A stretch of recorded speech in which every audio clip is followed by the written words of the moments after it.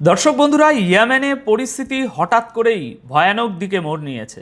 কারণ মিসাইল ছুটতে শুরু করেছে, ড্রোন উঠছে, আর যে কোনো সময় যুদ্ধ বিমান থেকে বোমা পড়ার আশঙ্কা তৈরি হয়েছে। হুতিরা ইয়েমেনের ভিতরেই একটা বড় সংঘাত শুরু করে দিয়েছে। আর সেই হামলায় সবচেয়ে বড় ক্ষতি হয়েছে সৌদি আরব সমর্থিত ইয়েমনি বাহিনীর।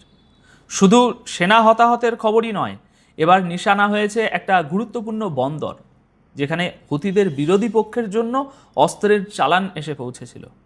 সুতরাং এখনো পর্যন্ত কি ঘটেছে, কারা কি দাবি করছে, আর এর পরে পরিস্থিতি কোন দিকে যেতে পারে, এই ভিডিওতে সেটাই আমরা একটু একের পর এক গুছিয়ে বোঝার চেষ্টা করব। দর্শক বন্ধুরা, প্রতিবেদনগুলো বলছে 9ই আগস্ট হুতিরা আল মুখা বন্দরে 20টিরও বেশি মিসাইল আর ড্রোন ছুড়েছে। তাদের মূল লক্ষ্য ছিল সেই সামরিক চালান যা কিছুদিন আগেই ওই বন্দরে এসে পৌঁছেছিল, মানে ভারী অস্ত্র আর সামরিক সরঞ্জাম। হামলার সময় আল মুখা শহরে একের পর এক প্রচণ্ড বিস্ফোরণের আওয়াজ শোনা গিয়েছে। বলা হচ্ছে সৌদি আরব সমর্থিত ন্যাশনাল রেজিস্ট্যান্স ফোর্সের অন্তত 8 জন যোদ্ধা নিহত হয়েছেন এবং আরও 35 জন আহত হয়েছেন। এটা এখনও পর্যন্ত পাওয়া হিসেব, সংখ্যাটা পরে বদলাতেও পারে। অন্যদিকে ইয়েমেনি বিমান প্রতিরক্ষা বাহিনী দাবি করেছে তারা হুতিদের 15টিরও বেশি ড্রোন ভূপাতিত করেছে। এখন প্রশ্ন হচ্ছে, হুতিরা ঠিক এই বন্দরটিকেই কেন বেছে নিল? কারণ প্রতিবেদনে বলা হচ্ছে যে হুতিরা বুঝতে পেরেছিল যে এই বন্দরে নামা এই অস্ত্রের চালান শেষ পর্যন্ত তাদের বিরুদ্ধেই ব্যবহার করা হবে। তাই সেই অস্ত্র ব্যবহার হওয়ার আগেই তারা সেটাকে ধ্বংস করে দেওয়ার চেষ্টা করেছে। কিন্তু এখানে একটা কথা ভুললে চলবে না, এই হামলায় রক্ত ঝরছে কিন্তু ইয়েমনিদেরই। কারণ এটা বাইরের কোনো দেশের সঙ্গে যুদ্ধ নয়, এটা ইয়েমেনের দখল নিয়ে ইয়েমেনের ভিতরের একটা লড়াই। একদিকে হুতিরা আর অন্যদিকে সৌদি আরব সমর্থিত ইয়েমেনের সরকারি বাহিনী। দুপক্ষের এই সংঘাত দিন দিন আরও বিপজ্জনক হয়ে উঠছে। আর আল মুখা বন্দরে এই হামলা সেই বাড়তে থাকা যুদ্ধেরই একটা বড় ধাপ। এবার আসা যাক সেই ছবির প্রসঙ্গে, যেটা নিয়ে সবচেয়ে বেশি আলোচনা হচ্ছে। 9ই আগস্ট রাত 8:30 নাগাদ হুতি সমর্থিত এক্স হ্যান্ডেল আর কিছু সংবাদ মাধ্যম একটি ছবি প্রকাশ করে। সেখানে দেখা যাচ্ছে একটা মিসাইল সরাসরি লক্ষ্যবস্তুতে গিয়ে আঘাত করছে, ঠিক যেভাবে আমরা আমেরিকা বা ইসরায়েলের মিসাইল হামলার ছবি দেখে অভ্যস্ত, ওই রকম কিছুটা। দাবি করা হচ্ছে এটা 9ই আগস্ট আল মুখা বন্দরে হুতিদের চালানো হামলারই ছবি। দাবিটা এখানে গুরুত্বপূর্ণ শব্দ, কারণ এটা এখনও দাবি। এখন সেই দাবি অনুযায়ী সৌদি সমর্থিত বাহিনীর অস্ত্রের ডিপোকে নিশানা করা হয়েছিল এবং হুতিদের ব্যালিস্টিক মিসাইল সরাসরি সেখানে গিয়ে আঘাত করে।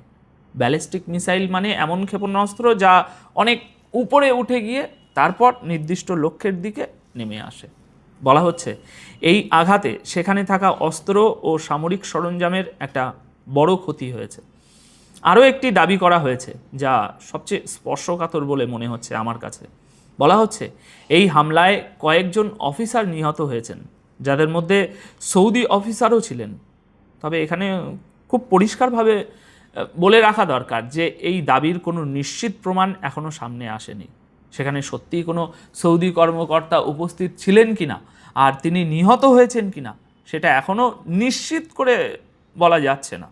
তবে সম্ভাবনা উড়িয়ে দেওয়া যায় না, কিন্তু নিশ্চিত তথ্য হিসাবে ধরে নেওয়াও ঠিক হবে না।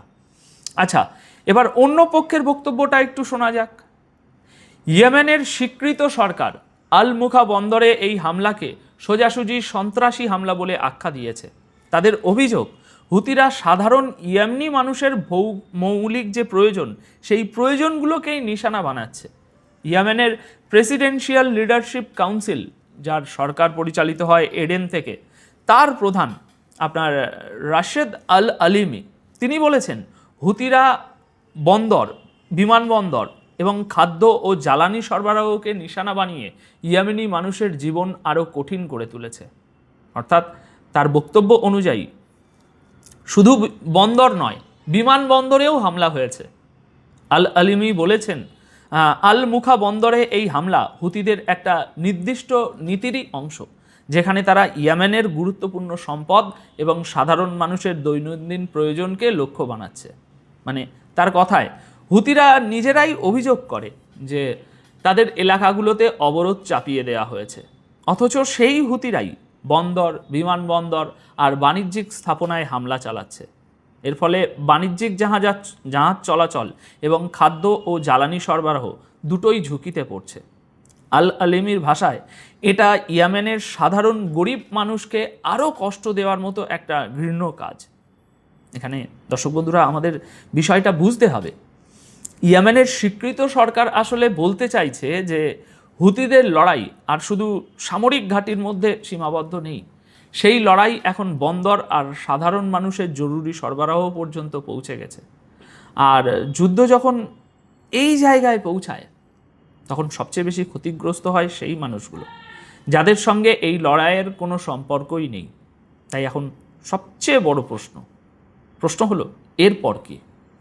দেখুন, হুতিদের এই হামলার একটা বড় জবাব আসতে পারে, আর সেই প্রসঙ্গে একটা কথা আবার আপনাদের একটু মনে করিয়ে দেওয়া দরকার যে সৌদি আরব, তুরস্ক আর পাকিস্তানের মধ্যে একটা প্রতিরক্ষা চুক্তি ইতিমধ্যেই হয়ে গেছে কিন্তু।